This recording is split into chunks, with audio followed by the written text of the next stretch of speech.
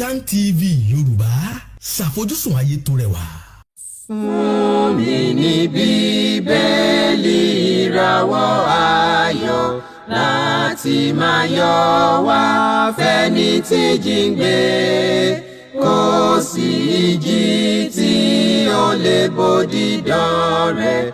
Jésù ti gbà àwọn tó ti sọnù. Fún mi Bíbélì ìròyìn mímọ́ dídán, mọ́lẹ̀ rẹ̀ yóò tọ́ mi lọ́nà tòrò. Ẹ̀kọ́ ìlérí òfin ìfẹ́ papọ̀, kóru tó kọjá sọ́jà ìnípẹ̀kun. A kí wa káàbọ̀ sí ètò yín, ètò wa Jẹ́ kí Bíbélì sọ̀rọ̀. Ètò tí ìjọ Kristi Lóńdó àti ìjọ Kristi ní gbogbo tí wọ́n ń ṣe olùgbọ̀wọ́ rẹ̀. Orúkọ tèmi ni Fáṣọnù Victor Ajínrere Kristi. Kí a tó tẹ̀síwájú nínú ètò ìdánilẹ́kọ̀ọ́ ta ní fún wa lónìí, ẹ jẹ́ kí a tẹríba fún àdúrà. Bàbá wa tí ń bẹ lọ́run, Olódùmarè ọba ayérayé, bàbá wa nípasẹ̀ Jésù Kristi Olúwa, aláàánú àtolórí ọ̀fẹ́ jùlọ. Ẹ̀yin lẹ pọ̀ nínú àánú àti agbára. Ẹ̀yin lẹ wà káyé tó máa wà. Ẹ̀yin lẹ ó máa wà nígbà tí ayé kò ní sí mọ́. A dá gbogbo ògo, ọlá, agbára àti ìyìn padà fún yín torí pé ẹ̀yin ni ògo, ọlá àti agbára yẹ. Ògo ni forúkọ yín títí láéláé. Ọlọ́run wa jọ̀ọ́ nínú àánú àtọlá ńlá yín kẹ́ ẹ bá wa sọ̀rọ̀ lónìí, kẹ́ ẹ jẹ́ kí ìfẹ́ yín ó yé wa. Ní orúkọ Jésù Kristi Olúwa àti olùgbàlà wa, àmín. Lẹ́ẹ̀kan sí a kí wa káàbọ̀ sí ètò yín, ètò wa Jẹ́ kí Bíbélì sọ̀rọ̀. A fi ọpẹ́ fún Ọlọ́run ẹlẹ́dàá wa àti fún ọwọ́ ìbùkún àti oore ọ̀fẹ́ rẹ̀ lórí wa. A dúpẹ́ pé Ọlọ́run wa dára sí wa, Ọlọ́run wa sì ṣeun, bẹ́ẹ̀ ni àánú rẹ̀ sì dúró títí láéláé. A tún fi ògo fún Ọlọ́run fún àwọn ènìyàn wa tí a jọ ń kẹ́kọ̀ọ́ papọ̀ nínú ọ̀rọ̀ mímọ́ Olúwa, tí ẹ sì ń tẹ̀lé wa, tẹ́ ń pè wá, tẹ́ ń béèrè àwọn ìbéèrè, àwọn nǹkan wọn nì nínú ọ̀rọ̀ mímọ́ Olúwa, èyí tí ó bá rú yín lójú. A sì dúpẹ́ lọ́wọ́ Ọlọ́run fún ẹ̀bùn ọ̀fẹ́ àti oore ọ̀fẹ́ tá a rí gbà nípasẹ̀ Jésù Kristi Olúwa wa. A fi ògo fún Ọlọ́run wa, a sì dúpẹ́ lọ́wọ́ rẹ̀ lọ́pọ̀lọpọ̀ fún ọwọ́ ìtọ́jú àtọwọ́ agbára rẹ̀ lórí wa. Ọlọ́run wa ẹ ṣé o. Ní báyìí a tún ti dé gẹ́gẹ́ bí a ṣe ń dé láti mú onírúurú àwọn ẹ̀kọ́ wá tí a ó jọ kẹ́kọ̀ọ́ nípa rẹ̀ papọ̀, nípa ohun tí ìfẹ́ Ọlọ́run já sí. Tẹ́ bá kíyèsí láti bí ọ̀sẹ̀ bíi mélòó kan sẹ́yìn, à ń kẹ́kọ̀ọ́ nípa pé ìyapa ìjọ ẹ̀ṣẹ̀ ni. A dẹ̀ ti fi ẹsẹ̀ wa múlẹ̀ nínú ọ̀rọ̀ Ọlọ́run pé Ọlọ́run alààyè kórìíra ìyapa tí ń bẹ nínú ìsìn lónìí. Kì í ṣe ìfẹ́ Ọlọ́run, ìfẹ́ Sátánì ni. Ẹ̀kọ́ tá a wá fẹ́ gbéyàwó lónìí òun ni pé kí ni ọ̀nà àbáyọ kúrò nínú ìyapa ìjọ lónìí? Ọ̀nà àbáyọ kúrò nínú ìjọ ìyapa lónìí. Kí ni àgbékalẹ̀ tí Bíbélì gbé kalẹ̀ pé a lè ṣe láti bọ́ kúrò lọ́wọ́ onírúurú ìyapa ẹ̀sìn, onírúurú ìyapa ìjọ, onírúurú ẹ̀kọ́ tó yàtọ̀ sí ohun tí a rí àgbékalẹ̀ rẹ̀ nínú ọ̀rọ̀ Ọlọ́run. A tún fi ìyọ́nú Ọlọ́run bẹ̀ yín pé kí ẹ súnmọ́ tòsí. À ń fi ìyọ́nú Ọlọ́run bẹ̀ yín pé kí a jọ kẹ́kọ̀ọ́ papọ̀ nínú ọ̀rọ̀ mímọ́ Olúwa. A fẹ́ wo ọ̀nà àbáyọ kúrò nínú ìyapa ìjọ lónìí. A ti sọ pé ìyapa ìjọ fún bí ọ̀sẹ̀ bíi mélòó kan sẹ́yìn pé ẹ̀ṣẹ̀ ni. Kí wá ní ọ̀nà àbáyọ tá a fi bọ́ kúrò nínú onírúurú ìyapa ìjọ lónìí? Kí ni àgbékalẹ̀ tí Bíbélì gbé kalẹ̀, tí ọ̀rọ̀ Ọlọ́run gbé kalẹ̀? Kí ni àwọn nǹkan wọn ní tá a gbọ́dọ̀ ṣe láti rí pé a dúró lórí òdiwọ̀n ọ̀rọ̀ mímọ́ Olúwa, a sì ń ṣe ohun gbogbo tí Ọlọ́run gbé kalẹ̀ gẹ́gẹ́ bí àṣẹ? Kí n tún dá ọkàn wa padà sáwọn nǹkan wọn ní tí a sọ ní ọ̀sẹ̀ mélòó kan sí a sọ fún wa pé ìyapa ìjọ ẹ̀ṣẹ̀ ni a sì wá ń wò ó lónìí gẹ́gẹ́ bí ẹ̀kọ́ pé kí ni ọ̀nà àbáyọ kúrò nínú ìyapa ìjọ. Kí ni Bíbélì sọ? Kí ni ọ̀rọ̀ Ọlọ́run sọ? Kí ló kọ́ wa? Àkọ́kọ́, ẹgbẹ́ ohun tí ọ̀rọ̀ Ọlọ́run sọ, ènìyàn lè rìn nípa èrò ti ara rẹ̀. Man cannot direct his steps. Ènìyàn lè darí ìṣísẹ̀ rẹ̀. Ọlọ́run ni olùdarí. Bí a bá gbà pé Ọlọ́run ló rán Jésù Kristi wá sínú ayé yìí láti wá kú fún ẹ̀ṣẹ̀ wa, láti wá fún wa ní ọ̀nà ìyè tó lọ sí padà sí ọ̀dọ̀ rẹ̀. Ó sì ti lo Kristi sì ti kú àti sìnkú rẹ̀, ó sì jíǹde ní ọjọ́ kẹta. Ó sì sọ gbogbo tá a gbọ́dọ̀ ṣe hàn wá. Òun náà ni yóò tún kọ́ wa àwọn nǹkan wọn tá a gbọ́dọ̀ ṣe láti bọ́ kúrò nínú ìyapa onírúurú tí ń bẹ nínú ìsìn tàbí ní ìtìjọ lónìí. Kí a kọ́ mọ̀ pé ènìyàn lè rìn nípa ti èrò ti ara rẹ̀. Kí ni Ọlọ́run sọ? Ẹgbọ́n tí ìwé Jeremáyà orí 10 nígbà tá a kíyèsí ẹsẹ̀ 23 Jeremáyà 10:23, kí ni Ọlọ́run sọ nípa pé ènìyàn lè rìn nípa ti èrò ti ara rẹ̀? Ẹgbọ́n tó Olúwa wí, ó ní Olúwa, èmi mọ̀ pé ọ̀nà ènìyàn kò sí nípa ti ara rẹ̀, kò sí nípa ènìyàn tí ń rìn láti tọ́ ìṣísẹ̀ rẹ̀. Níbi tó fi rí bẹ́ẹ̀ tó fi jẹ́ pé àwọn lè rìn nípa ti ara wa, Ọlọ́run ló dá wa. Ìsìn rẹ̀ tó sì gbé kalẹ̀, òun ló gbé kalẹ̀. Òun sì ni yóò darí wa ìrìn tá ó rìn, yálà nípa tara tàbí nípa tẹ̀mí tá ó rìn, ká fi mórí bọ́ kúrò lọ́wọ́ ẹ̀ṣẹ̀ láti padà sí ọ̀dọ̀ Ọlọ́run sinmi nínú ìsinmi ológo. So ẹsẹ̀ Ọlọ́run ti fi ẹsẹ̀ wa múlẹ̀ pé ènìyàn lè rìn nípa ọ̀nà ti ara rẹ̀. Tá a bá fẹ́ ṣe ti Ọlọ́run, a gbọ́dọ̀ tẹríba fún ọ̀rọ̀ mímọ́ Olúwa. Ẹ̀dùgbọ̀n tọ̀rọ̀ Ọlọ́run sọ nínú ìwé Àìsáyà orí 45 55, ká kíyèsí láti ẹsẹ̀ 8 sí ẹsẹ̀ 9. Ẹgbọ́n tó Olúwa wí, ó ní nítorí èrò mi kì í ṣe èrò yín, bẹ́ẹ̀ ni ọ̀nà yín kì í ṣe ọ̀nà mi, ni Olúwa wí. Bí ọ̀run ti ga ju ayé yìí lọ, bẹ́ẹ̀ ni ọ̀nà mi ga ju ọ̀nà ènìyàn lọ, àti èrò mi ju èrò ènìyàn lọ. Ọ̀rọ̀ Ọlọ́run tún sọ fún wa pé èrò Ọlọ́run ó yàtọ̀ sí èrò ti ènìyàn. Ọ̀nà Ọlọ́run ó yàtọ̀ sí ọ̀nà ti ènìyàn. Ó ní bí ọ̀run tilẹ̀ ga ju ayé yìí lọ, bẹ́ẹ̀ ni ọ̀nà mi ga ju ọ̀nà ènìyàn lọ, àti èrò mi ju èrò ènìyàn lọ. Ó tà sọ ni pé bí a bá fẹ́ ọ̀nà àbáyọ kúrò nínú ìyapa tí ń bẹ nínú ìsìn lónìí, a ó padà sí ọ̀dọ̀ Ọlọ́run àti ọ̀rọ̀ rẹ̀. Kí ni ọ̀rọ̀ rẹ̀ kọ́ wa? Kí ló wí? Kí làwọn nǹkan wọn nìta a gbọ́dọ̀ ṣe láti fi padà?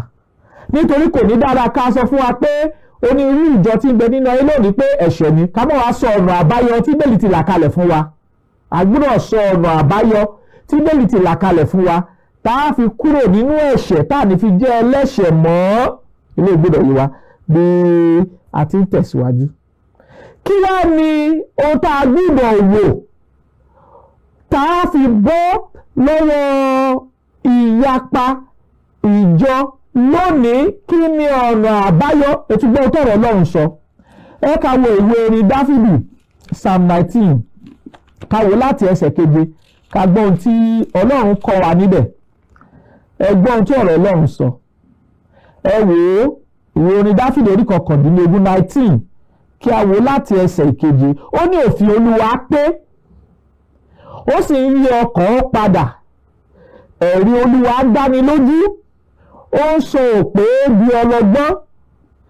Ìlànà Olúwa tọ́, ó mú ọkàn yọ̀. Àṣẹ Olúwa mímọ́, ó ń ṣe ìmọ́lẹ̀ ojú. Ẹsẹ̀ 9. Ẹ̀rù Olúwa mọ́, pípé ni títí láé. Ìdájọ́ Olúwa òtítọ́, òdodo ni gbogbo wọn. ìta ṣe nìyí tí ọ̀tá fi ní ọ̀nà àbáyọ kúrò nínú ìyapa ìjọ lónìí ni pé a ó padà sínú ìwé mímọ́ Olúwa. Ọ̀rọ̀ Ọlọ́run, kí ni ọ̀rọ̀ Ọlọ́run sọ pé a gbọ́dọ̀ ṣe? Ká dúró gẹ́gẹ́ bí ọ̀nà àbáyọ fún wa lónìí kúrò nínú onírúurú ìyapa tí ń bẹ nínú ìsìn lónìí. Ohun àkọ́kọ́ tá a gbọ́dọ̀ kọ́kọ́ kíyèsí tí a sì ti fi hàn wá nínú ètò yìí tí ń ṣe jẹ́ kí Bíbélì sọ̀rọ̀ ni pé a ti fi hàn wá pé Jésù Kristi ó gbé ìjọ rẹ̀ kalẹ̀ tá a sì rí àpẹẹrẹ rẹ̀. A rí bó ti bẹ̀rẹ̀, a rí bó ti fẹ̀, a rí bí wọ́n ti lọ káàkiri tó wàásù ìre Kristi tí a sì kó àwọn ènìyàn jọ ní gbogbo àgbáyé ní ìgbà àwọn àpọ́sẹ́lì. A sì ti fún wa ní ìlànà bí wọ́n ti jọ́sìn sí Ọlọ́run. A ti fún wa ní ìlànà bí wọ́n ti di ẹni ìgbàlà. A ti fún wa ní ìlànà nípa ohun gbogbo tọ́lọ́run fẹ́ ká mọ̀ nípa ìyè àti ìwà bí Ọlọ́run. A ti fún wa ní ìlànà gbogbo, ìlànà nípa ẹ̀kọ́ ìgbàlà, ìlànà nípa ẹ̀kọ́ ìgbé ayé àlàáfíà, ìlànà nípa ìjọ, ìlànà nípa ìjọsìn, ìlànà nípa ohun gbogbo láti fún wa. Ibi tá ó padà sí gẹ́gẹ́ bí ìwé Sáàmù orí 19 ni pé a ó padà sínú ọ̀rọ̀ mímọ́ Olúwa. We will go back to the Bible. A ó padà sínú Bíbélì. A sì ti ń fi hàn wá nínú ọ̀rọ̀ Ọlọ́run pé ìyapa tí ń bẹ nínú ìsìn lónìí kì í ṣe ìfẹ́ Ọlọ́run. Kí ni àwọn nǹkan wọ̀nyí tá ó ṣe tí a ó fi kúrò nínú ìyapa ìjọ lónìí? Kí ni ọ̀nà àbáyọ? Ó ní irú ọ̀nà àbáyọ òun ni ó wà, ṣùgbọ́n a máa kà wọ́n ní ṣísẹ̀ntẹ̀lé. Ọ̀nà àbáyọ àkọ́kọ́ ni pé a gbọ́dọ̀ mú májẹ̀mú tuntun tí ṣe májẹ̀mú Jésù Kristi gẹ́gẹ́ bí àṣẹ lónìí. We must take New Testament of Jesus as our only basis for authority. Jésù ni àṣẹ ń bẹ lọ́dọ̀ rẹ̀ nípa ìsìn lónìí. Òun ló gbé ìsìn rẹ̀ kalẹ̀. Òun sì ni aláṣẹ. Báwo la ṣe mọ̀ pé òun la aláṣẹ? Kí ni Bíbélì kọ́ wa? Ìwé Matthew orí 28, Matthew 28. Kí a kíyèsí láti ẹsẹ̀ 18 sí ẹsẹ̀ 20 ká gbọ́ ohun tí Bíbélì kọ́ wa. Ẹgbọ́n tó sọ. Jésù sì wá, ó sì sọ fún wọn pé gbogbo agbára ní ọ̀run àti ní ayé ni a fi fún mi. Nítorí náà ẹ lọ, ẹ máa kọ́ orílẹ̀-èdè gbogbo, kí ẹ sì máa baptisi wọn ní orúkọ Bàbá àti ní ti Ọmọ àti ní ti Ẹ̀mí Mímọ́. 20. Kí ẹ sì máa kọ́ wọn láti máa kíyèsí ohun gbogbo, ohunkóhun tí mo ti pa ní àṣẹ fún yín. Ẹ kíyèsí, èmi wà pẹ̀lú yín nígbà gbogbo títí tó fi dé òpin ayé. Àmín. Ọ̀rọ̀ tí Jésù sọ nìyí. Jésù ní kí àwọn àpọ́sẹ́lì rẹ̀ kí wọ́n lọ sí gbogbo ayé, kán sì máa wàásù rere náà fún gbogbo ẹ̀dá, kán máa baptisi wọn ní orúkọ ti Bàbá, Ọmọ àti Ẹ̀mí Mímọ́, kí wọ́n sì máa kọ́ wọn láti kíyèsí ohun gbogbo, àní ohun gbogbo tí mo pa láṣẹ fún yín. Jésù láláṣẹ. A gbọ́dọ̀ mú májẹ̀mú titun èyí tí Jésù Kristi fi lọ́lẹ̀ nípa ẹ̀jẹ̀ rẹ̀ gẹ́gẹ́ bí àṣẹ fún gbogbo wa lónìí tí a fẹ́ padà sínú òtítọ́ ọ̀rọ̀ mímọ́ Olúwa. A gbọ́dọ̀ mú májẹ̀mú titun tí Jésù Kristi jẹ́ alárinà rẹ̀ gẹ́gẹ́ bí àṣẹ fún wa lónìí. We must take the New Testament of Jesus as our only basis of authority. Ntaari nìyí torí Kristi sọ fún àwọn ọmọlẹ́yìn rẹ̀ pé kí ẹ máa kíyèsí ohun gbogbo, àní ohun gbogbo tí mo ti pa ní àṣẹ fún yín. Nígbà tá a tún kíyèsí ìwé Kólósè orí 3, nígbà tá a wo ẹsẹ̀ 17, ó ní ohunkóhun tá a bá ń ṣe lọ́rọ̀, lérò ní ìṣe, kí a máa ṣe wọ́n ní orúkọ Jésù Kristi, kí a sì máa fi ògo fún Ọlọ́run nípasẹ̀ rẹ̀. Òun la láṣẹ ìsìn lónìí. Ohun tí Jésù Kristi bá ti gbé kalẹ̀ gẹ́gẹ́ bí àṣẹ, òun la gbọ́dọ̀ tẹ̀lé. Òun la láṣẹ.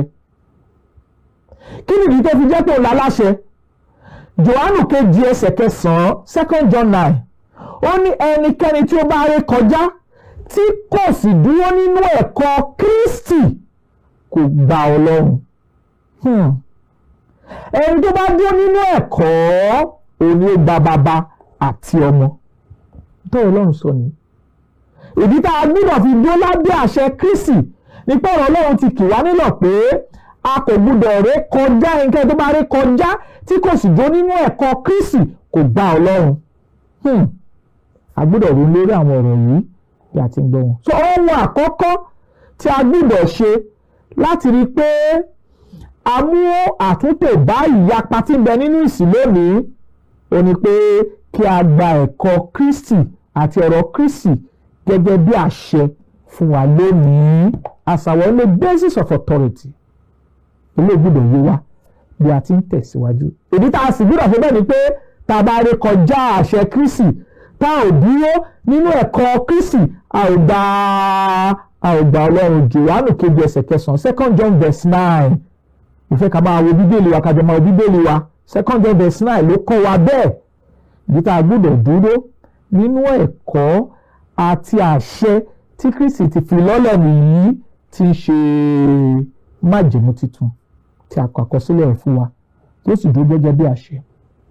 Èkejì òun ni pé a ò ní lo kíìdì mọ́ bí kò ṣe bíbélì. A ò ní fi orúkọ kórúkọ wọra wa lẹ́wù bí kò ṣe orúkọ Kristi. Ohun tá à ń sọ ni pé kókó èkejì tá à ń sọ tá a gbọ́dọ̀ tọ̀mọ́lẹ̀ sí ni pé bí a bá fẹ́ bọ́ kúrò nínú ìyapa ìsìn lónìí, gbogbo kíìdì tí a ti kọ tí ìjọ kọ̀ọ̀kan ti kọ ká mú kúrò kí a padà sí bíbélì tí ń ṣe ìwé Ọlọ́run. A ò sì ní fi orúkọ kórúkọ wọra wa lẹ́wù torí pé ìyapa ni wọ́n. Èmi ni Pọ́ọ̀lù, èmi ni ti Àpólò, èmi ni ti Kéfà, èmi ni ti Igbá, èmi ni ti Àwo, èmi ni torí òkè, èmi ni ti pẹ̀tẹ́lẹ̀. Ìyapa ni wọ́n. A gbọ́dọ̀ fi orúkọ Kristi wọra wa láṣọ nítorí pé a rí kà ní Ìṣe Àpọ́sítélì orí 11 nígbà tá a kíyèsí ẹsẹ̀ 24 Act 11:24 pé ní Áńtíókù ni a ti pa ọmọ ẹ̀yìn ní Kírísítẹ́nì ti tó wa. Èmi ni Igbá, èmi làwo, èmi ni kòkò, èmi ni iye wa nílò wọn. A ò rí nínú bíbélì àrí pé èmi ni Igbá, èmi ni kòkò, èmi ni ti bàbá sásùn, èmi ni ti Pọ́ọ̀lù, èmi ni ti Àpólò. A ò rí gbogbo nǹkan wọ̀nyí nínú bíbélì. Ká kúrò nínú wọn kí a jẹ́ Kírísítẹ́nì nìkan tó dúró tó sì jẹ́ ọmọ lẹ́yìn Kristi tó sì ṣetán láti tẹ̀lé àṣẹ tí Jésù Olúwa wa gbé kalẹ̀. Ìwé Pétérù kìíní orí 4 nígbà tá a kíyèsí ẹsẹ̀ 15 ó ní tí a bá ń jìyà gẹ́gẹ́ bí Kírísítẹ́nì kí a máa fògo fún Ọlọ́run nípa orúkọ yìí. Kírísítẹ́nì ti tó wa. Ó ti tó wa. Kókó ìkejì tá a gbọ́dọ̀ mọ̀ ní tí ọ̀rọ̀ àbáyọ kúrò nínú ìyapa ìjọ lónìí ó ní pé creed, gbogbo creed tá à ń gbé kalẹ̀ Bíbélì ti tó wa. We don't need any creed. The Bible is enough. Bíbélì ti tó. Orúkọ tá à ń pera wa a gbọ́dọ̀ pinnu wọra wa láwọn orúkọ yìí mọ́. Kírísítẹ́nì ti tó. Òǹtẹ̀lé Kristi ti tó. Èmi ni Paul, èmi ni Àpólò, èmi ni ẹ̀ka mú kúrò tí a bá fẹ́ ṣe ìfẹ́ Ọlọ́run tàrí àgbékalẹ̀ nínú ọ̀rọ̀ mímọ́ Olúwa. Kò sì gbọ́dọ̀ sí ìyapa. Kò sì gbọ́dọ̀ sí pé èmi ni Paul, èmi ni ti Àpólò, èmi ni ti Kéfà, èmi ni ti Kristi lóò. Kò gbọ́dọ̀ sí. Kristi ẹyọ kan ni. Kókó ìkẹta òun ni pé a gbọ́dọ̀ sọ̀rọ̀ níbi tí Bíbélì bá ti sọ̀rọ̀ kí a sì dákẹ́ níbi tí Bíbélì bá ti dákẹ́. Níbo ni Bíbélì ti sọ bẹ́ẹ̀? Pétérù kìíní orí 4 ẹsẹ̀ 11 bí sọ fún wa pé bí a bá ń sọ̀rọ̀ kí a máa sọ gẹ́gẹ́ bí ọ̀rọ̀ Ọlọ́run. Bí ẹnikẹ́ni bá ń ṣiṣẹ́ ìránṣẹ́ kó máa ṣe gẹ́gẹ́ bí agbára tá a fi fún. Pétérù kìíní orí 4 ẹsẹ̀ 11 a gbọ́dọ̀ sọ̀rọ̀ níbi tí Bíbélì bá ti sọ̀rọ̀ kí a sì dákẹ́ níbi tí Bíbélì bá ti dákẹ́. Kò sí àfikún, kò sí àyọkúrò, kò sì sí àtúnṣe. ìfẹ́ Ọlọ́run fún wa pípé ní tẹ́bá kíyèsí Psalm 19 verse 7 to 9 pípé ní òfin Ọlọ́run ìlànà tá a bá lọ́wọ́ àwọn àpọ́sítélì pípé ní kò sí àtúnṣe kò sí àtúntò kò sí àyọkúrò àwọn onígbà ní no addition no subtraction no modification ìfẹ́ Ọlọ́run fún wa gẹ́gẹ́ bí a ti kàkọ́ sílẹ̀ ó ti pé ilé gbọ́dọ̀ yí wa. So tá a sọ ni pé a gbọ́dọ̀ sọ̀rọ̀ kókó ìkẹta a gbọ́dọ̀ sọ̀rọ̀ níbi tí Bíbélì bá ti sọ̀rọ̀ kí a sì dákẹ́ níbi tí Bíbélì bá ti dákẹ́ ilé gbọ́dọ̀ yí wa. Kí ni ètò fi rí báyìí? Láti ìbẹ̀rẹ̀ pẹ̀pẹ̀ gbogbo tọ́lọ́ ti fún àwọn ènìyàn rẹ̀ lófin ní ìgbà tó fún àwọn ọmọ Ísírẹ́lì lófin tán ó sọ nínú ìwé Deuteronomy orí 4 ẹsẹ̀ 2 ní ìgbà tá a fún àwọn Ísírẹ́lì lófin tán ó ní ìwọ kò gbọdọ̀ fi kún ọ̀rọ̀ náà tí a ti pa láṣẹ fún ọ lónìí Deuteronomy orí 4 ẹsẹ̀ 2 ló sọ bẹ́ẹ̀. Ní ìgbà tó tún yá ó tún sọ nínú ìwé òwe orí 30 ní ìgbà tá a kí ẹsẹ̀ 5 sí ẹsẹ̀ 6 ó ní ìwọ kò gbọdọ̀ fi kún ọ̀rọ̀ náà ká má bàa mú ọ ní èké. Ní ìgbà tó tún yá ní ìwé ìfihàn orí 22 Revelation 22 ẹsẹ̀ 18 sí 19 ó ní ẹnikẹ́ni tó bá fi kún ọ̀rọ̀ ìwé àsọtẹ́lẹ̀ yìí ó sọ fún wa pé gbogbo àìsàn àjàkálẹ̀ àrùn láfikún fún ẹnikẹ́ni tó bá sì yọ kúrò ó ní a ó yọ orúkọ rẹ̀ kúrò nínú ìwé yìí. Ìkìlọ̀ yẹ kó tó wa a gbọ́dọ̀ sọ̀rọ̀ níbi tí Bíbélì bá ti sọ̀rọ̀ ká sì dákẹ́ níbi tí Bíbélì bá ti dákẹ́. Gẹ́gẹ́ bí àgbékalẹ̀ Bíbélì níbo la ti rí pé ìbápisí sí ìgbàlà pé ìsàmì àgbélébùú tàbí wọn nílé ní lórí ni a ò rí bẹ́ẹ̀. A gbọ́dọ̀ dúró a gbọ́dọ̀ sọ̀rọ̀ níbi tí Bíbélì bá ti sọ̀rọ̀ kí a sì dákẹ́ níbi tí Bíbélì bá ti dákẹ́ ló gbọ́dọ̀ tó wa. Kókó ìkẹrin a gbọ́dọ̀ gbé Kristi sókè gẹ́gẹ́ bí orí àti ọkọ̀ fún ìjọ. Jesus is the head and husband of the church. Ó sì ní olùdásílẹ̀ the general overseer. Àwọn ènìyàn tí wọ́n ń pera wọn lólùdásílẹ̀ lónìí kò bá Bíbélì mu torí àwọn orí àgbékalẹ̀ rẹ̀ bẹ́ẹ̀ nínú Bíbélì. Bíbélì tilẹ̀ sọ fún wa pé Jésù sì ni olùdásílẹ̀ ìjọ. Pétérù kínní orí 5 nígbà tá a kíyèsí ẹsẹ̀ 4 ó fi ẹsẹ̀ wa múlẹ̀ bẹ́ẹ̀ ló fẹ́ ká kà á. Pétérù kínní 1 Peter chapter 5 verse 4 ẹ̀gbọ́n tó wí ni. Ó ní ìgbà tí olórí olùṣọ́ àgùntàn bá fi ara hàn ẹ̀yin yóò gba adé ògo tí kì í ṣá. Ta ló lórí olùṣọ́ àgùntàn? General overseer, chief shepherd. Jésù ni. Jésù Kristi ni olórí olùṣọ́ àgùntàn. Àwọn èèyàn tó tún pera wọn ní general overseer lónìí àìlóye ìfẹ́ Ọlọ́run nínú Bíbélì ni. Ọlọ́run ò fi ẹnikẹ́ni àfi Kristi ṣe olórí olùṣọ́ àgùntàn ìjọ. Jésù ni olórí olùṣọ́ àgùntàn ìjọ. Àìní ẹ̀kọ́ àìní ìmọ̀ ọ̀rọ̀ Ọlọ́run ló fà á. Bí a bá bọlá fún Kristi gẹ́gẹ́ bí orí tí a sì mọ̀ dájú pé Kristi ni orí fún ìjọ ìyàwó kan ló sì ní a ó ṣe ohun gbogbo ní àṣẹ Kristi tó ti gbé kalẹ̀ fún wa. Ẹ̀gbọ́n tó Ọlọ́run sọ ni nínú ìwé Éfésù orí 5 ìwé Éfésù orí 5 kí ni Bíbélì kọ́ wa ìwé Éfésù orí 5 nígbà tá a kíyèsí ẹsẹ̀ 23 sí 25 ẹ̀gbọ́n tó Ọlọ́run sọ ó ní nítorí pé ọkọ ní í ṣe orí aya gẹ́gẹ́ bí Kristi ti ṣe orí ìjọ ènìyàn rẹ̀ òun sì ní olùgbàlà ara. Nítorí náà gẹ́gẹ́ bí ìjọ ti ń tẹríba fún Kristi bẹ́ẹ̀ sì ni kí àwọn aya kí ó máa ṣe sí ọkọ wọn ní ohun gbogbo. Ọ̀rọ̀ Ọlọ́run ti pé ó ní ẹ̀yin ọkọ ẹ fẹ́ràn àwọn aya yín gẹ́gẹ́ bí Kristi ti fẹ́ràn ìjọ tí ó sì fi ara rẹ̀ fún. Ẹ gbọ́ Jésù ní ọkọ fún ìjọ. Ìyàwó mélòó ni Jésù ní? Gẹ́gẹ́ bí ó ta ti fi ṣe àfiwé bíbí ẹyọ kan ni. Kristi kan ló ní onírú ìyàwó onírú àgbékalẹ̀. Kristi kọ́ so a gbọ́dọ̀ gbé Kristi sókè. Àwọn ènìyàn làwọn èèyàn ń gbé sókè lónìí dípò Kristi tí ò sì yẹ orí bẹ́ẹ̀. Ibi àpadà sínú ìfẹ́ Ọlọ́run. À ń wo ọ̀nà àbáyọ tá a fi lè bọ́ kúrò nínú ìyapa ìjọ lónìí. A sì ti gbé kókó bíi 4 kalẹ̀, ẹ̀ka ìwé 5. A gbọ́dọ̀ tẹ̀lé ìlànà tí Jésù Olúwa wa ti gbé kalẹ̀ fún ìjọsìn. Ìlànà wà fún ìjọsìn. Jésù kọ́ wa lẹ́kọ̀ọ́ nípa ìjọsìn nínú ìwé Jòhánù orí 4. Jòhánù orí 4 ló ti kọ́ wa. Nígbà tá a kíyèsí ẹsẹ̀ 23 23 and 24, Kristi kọ́ wa lẹ́kọ̀ọ́ nípa ìjọsìn. Ó sì sọ pé ẹnikẹ́ni tó wá máa sin bàbá nípasẹ̀ òun gbọ́dọ̀ sìn ní ẹ̀mí àti ní òtítọ́. A sì rí bí àwọn àpọ́sítélì Jésù bí wọ́n ti sin Ọlọ́run ní ìṣe àpọ́sítélì orí 2 ní ìgbà tí ìjọ májẹ̀mú titun bẹ̀rẹ̀.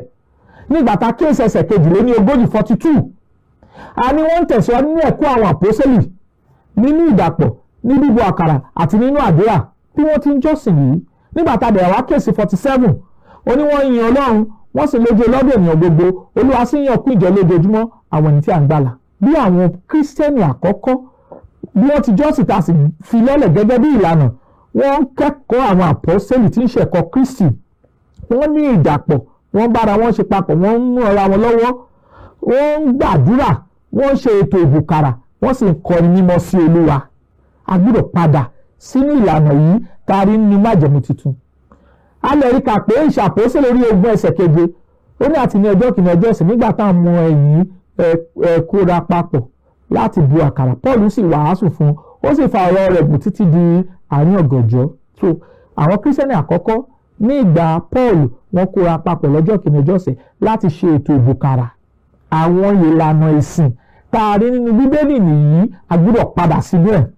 Olúwa ràn wá lọ́wọ́ bí a ti ń ṣe léyìí lórúkọ Jésù. Àmín. A sì gbọ́dọ̀ mọ̀ pé ìṣọ̀kan tí Bíbélì kọ́ wa ó dúró gẹ́gẹ́ bí àṣẹ. Scriptural unity in the Bible stand as the authority. Kí ni ìṣọ̀kan tí Bíbélì kọ́ wa? Ìwé Éfésù orí 1 ẹsẹ̀ 3, ó ní kí a máa làkàkà láti pa ìṣọ̀kan mọ́ ní ìdìpọ̀ àlàáfíà. Nígbà tá a kíyèsí ẹsẹ̀ 4 ìwé Éfésù orí 1 ni ó ní ara kan ní bẹ. Bí a ti pè yín sínú ìrètí kan ti ìpè yín, àti ní ara kan ìrètí kan. Ohun méje tí ń ṣe ẹyọ kọ̀ọ̀kan òun ni Ọlọ́run gbé kalẹ̀. Olúwa kan, baptismu kan, Ọlọ́run kan, ìgbàgbọ́ kan. Nǹkan méje tí a ti gbé kalẹ̀ tó sì jẹ́ ẹyọ kan tó sì gbọdọ̀ mú wa ṣe ìkan náà torí pa ti kẹ́kọ̀ọ́ ìṣọ̀kan nínú ọ̀rọ̀ lọ. Kristi sì gbàdúrà gẹ́gẹ́ bí ohun tí a ti sọ ní ọ̀sẹ̀ tó kọjá lọ pé òun fẹ́ kí wọn kí ó jẹ́ ọ̀kan gẹ́gẹ́ bí òun ti jẹ́ nínú bàbá àti bàbá nínú òun, kí ayé kí ó lè gbàgbọ́ pé òun ni wọn ni. Lè ṣe pàtàkì. A sì gbọ́dọ̀ làkàkà láti wà ní ìṣọ̀kan. A gbọ́dọ̀ làkàkà láti wà ní ìṣọ̀kan. Eléyìí ṣe pàtàkì. Gẹ́gẹ́ bí ohun tí Paul sọ pé àpín Kristi bí. Ṣé Paul ní a kàn mọ́ àgbélébùú fún yín bí? Tàbí ní orúkọ Paul ní a baptisi yín sí? Kọ́ríńtì kìíní orí 1 láti ẹsẹ̀ 10 sí 13 ló kọ́ wa bẹ́ẹ̀. So eléyìí ṣe pàtàkì fún wa bí a ti ń tẹ̀síwájú nínú ìfẹ́ Ọlọ́run. A gbọ́dọ̀ mú ìjọ májẹ̀mú tuntun padà bọ̀ sípò. Kókó ìkẹjọ nìyí. A gbọ́dọ̀ mú ìjọ májẹ̀mú tuntun padà bọ̀ sípò. We must restore the New Testament church. A gbọ́dọ̀ mú ìjọ májẹ̀mú tuntun padà bọ̀ sípò. This is very, very important. Báwo la ṣe lè mú ìjọ májẹ̀mú tuntun padà bọ̀ sípò? A gbọ́dọ̀ padà sínú Bíbélì pé Jésù sì gbé ìjọ kan kalẹ̀. Gẹ́gẹ́ bí ohun tí a rí nínú ìwé Mátíù orí 16 verse 18. Ìwọ ni Pétérù, lórí àpáta lèmi yóò kọ́ ìjọ mi, ẹnu ọ̀nà ìpòkú kì yóò sì lè borí rẹ̀. Àwọn nǹkan tá a lè ṣe nìyí láti rí pé ọ̀nà àbáyọ kúrò nínú ìyapa ìjọ lónìí. Ẹ jẹ́ á padà sínú ọ̀rọ̀ mímọ́ Olúwa ká sì bẹ̀rẹ̀ sí í ṣe ohun tí ọ̀rọ̀ Ọlọ́run là kalẹ̀ fún ìgbàlà, fún ẹ̀kọ́ àti fún ìlànà ìsìn tí a ti bá nínú Bíbélì. Àdúrà wa nípa Ọlọ́run yóò ràn wá lọ́wọ́ láti jẹ́ni tí ń gbọ́ ohun tí ìfẹ́ Ọlọ́run já sí gẹ́gẹ́ bí àsọtẹ́lẹ̀ tàbí àkọsílẹ̀ tàti nínú ìwé mímọ́ fún ọkàn wa lónìí. Ìwà yóò ràn wá lọ́wọ́ lórúkọ Jésù, ó sì jẹ́ kí ìfẹ́ rẹ̀ yé wa lórúkọ Jésù Kristi Olúwa wa. Àmín. Tí ẹ bá fẹ́ ìbéèrè tàbí ẹ̀bẹ̀ fún àdúrà, àwọn nọ́mbà tẹ́ ó pè wá sí nìyí 0057 444 902 tàbí 0065 717023. A tuntun nọ́mbà náà pè fún wa 0057 444 902 tàbí 0065 717023. Kí àlàáfíà àti wà láàyè Ọlọ́run kí ó máa bá wa gbé, kó sì fi wá mọ ọ̀nà rẹ̀, kó sì kọ́ wa mọ̀ ṣe ní ìfẹ́ rẹ̀ lórúkọ Jésù Kristi Olúwa wa. Àmín. Fún mi ní Bíbélì ìràwọ̀ ayọ̀ láti máa yọ̀ wá fẹ́ni tí jíǹde, kò sí ìjì tí ó lè bòdì dán rẹ̀. Jésù ti gbà àwọn tó ti sọnù. Fún mi Bíbélì ìròyìn mímọ́ dídán, mọ́lẹ̀ rẹ̀ yóò tọ́ mi lọ́nà tòrò. Ẹ̀kọ́ ìlérí òfin ìfẹ́ papọ̀, kóru tó kọjá sọ́jà ìnípẹ̀kun.